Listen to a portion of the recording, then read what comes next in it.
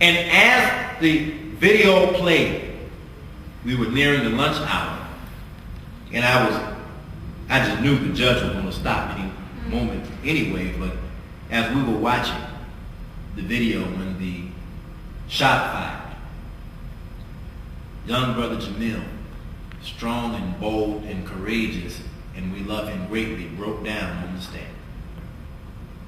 He broke down so strong because of the love of his heart for his friend that the judge was shaken. The jury was shaken. The audience, the family, you knew was shaken before we got there. The press broke down and cried. That's the passion that he brought to that witness stand. He said later that he hadn't seen that video for over a year. And he shared with us afterwards that he and friends have not been looking at these videos. They cannot bring themselves to just sit down and watch these videos. When we see Nigel, we see Jackie, we see Michael, we see John too. These young men and others have been marked for the rest of their lives. This is going to stay with them. And you know, they've got something in psychology that causes us to black out the details of what happened, that this painful moment goes out of what they call the analytical mind. It goes somewhere. Yes, sir. But it's with you. And it comes up out of you and can be triggered by nearly anything that you experience when you experience the pain itself. I saw a piece on Facebook one night. Oscar's sister was waiting for a ride to go somewhere. Now, I don't know if any of you saw this. And she had a panic attack because her ride did not come and she was going to have to catch the BART. This was about 6 months ago. And she cried out over Facebook. I sent her a message right back, and others did. And she settled down and made her way home. But can you imagine the anxiety that is in the heart of those that were on the platform with Oscar on that night? So we took the break. The judge was so shaken. This was the only time he wasn't real clear about what to do with the break. He's real stickler for time and courtroom space. In that, he'll say, we'll take a 15-minute break. Don't be late. And when you come in, your cell phones must be off. And, you know, all the rules that apply to that courtroom. This was the only time he wasn't real clear. We had to go back after we went out and ask them, what time are we supposed to come back? It was that moving of a moment in the trial. I'm sure there'll be other moments that are moving, but we're very grateful for all of those that took the video, whether their testimony was crystal clear or not. Remember, these are human beings, and each are entitled to their view. However, we want to make sure that the prosecutor doesn't feed Mr. Raines any new weapons. So this question that they keep asking about what did Mehserle look like, someone said to me, and I don't know the validity of it, that you could have introduced the tape without all the people. I don't know. I'll have to inquire. And that may have eliminated Raines' response to each of them, which his primary question for all of them was, what did Mehserle say and what did he look like? When we returned from that lunch break and Brother Jamil goes back to the stand, he goes on and attempts to explain whatever that alleged fight was on the BART train. None of the witnesses are real clear that there was actually a fight.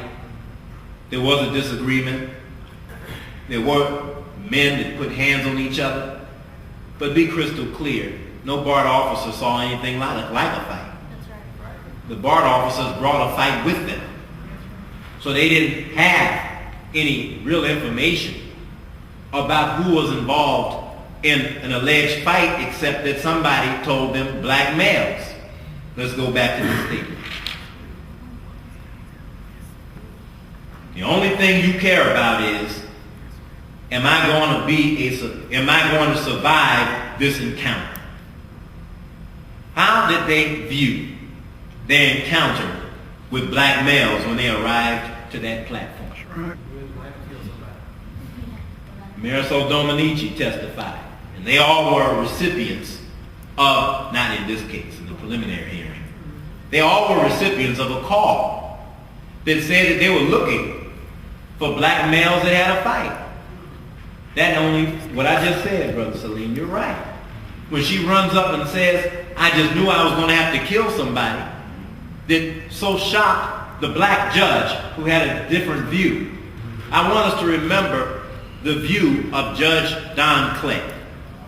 He said, and I quote, I have no doubt in my mind that you intended to pull a gun and not a taser. He went further to say, I don't need taser experts because no taser expert can explain to me what was in your mind.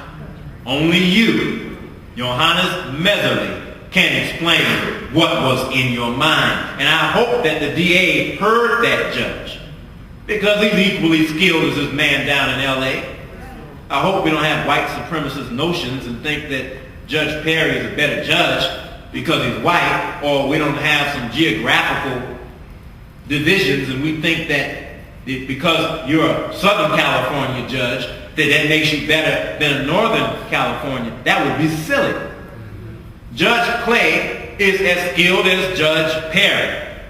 So for him to make that kind of very clear statement, that should say to the DA, you can eliminate all this psychological talk.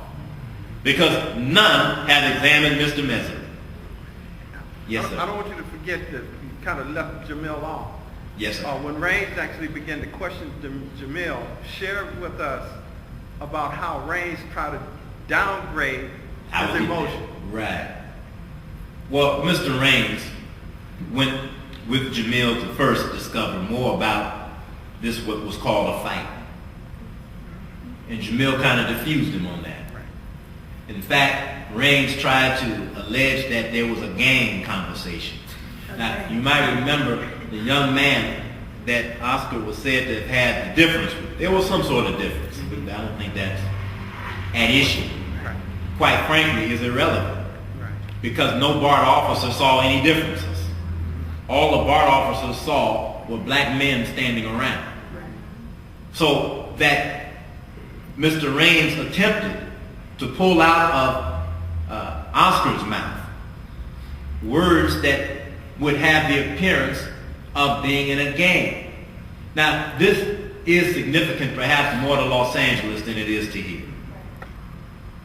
So the dialogue went something to the effect of, oh, there's Dave. That was the other young man. And I think his son's name is Dave Jr. There's Dave. Well, who's Dave? I mean, we all know Dave. We've been around. Well, where's Dave? Dave is from the West. West side of Hayward, I guess that means. Mr. Raines tried to construe that to have meant that this was a gang fight in the works. Now, Jamil said that it was their other friends that broke the fight up. If this was a gang fight, you don't break a fight up. If this is a gang fight, you step in and stomp somebody. But according to Jamil, they broke up the fight. But there was such a crowd, the fight didn't evolve into anything. So Raines comes in with a picture of Michael Greer with a scratch on his nose and tries to allege that that scratch on his nose came from the fight. Well, first, whatever happened is irrelevant. Second, who's to say Michael Greer didn't get that cut on his nose from Peroni throwing him against the wall and hammering him to the ground? I don't know where